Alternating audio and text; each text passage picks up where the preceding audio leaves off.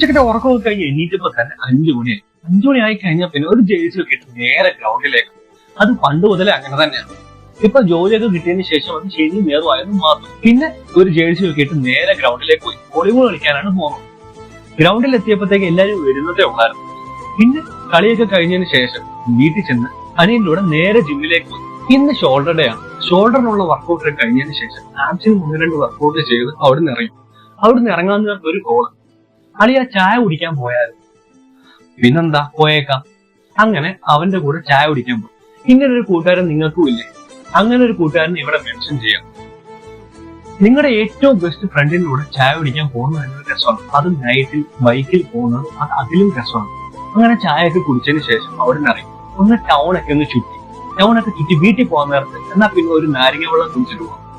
പിന്നെ ഒരു നാരങ്ങ വെള്ളവും വാങ്ങി കുടിച്ച് നേരെ വീട്ടിലേക്ക്. അപ്പം അടുത്ത വീഡിയോ കാണാം.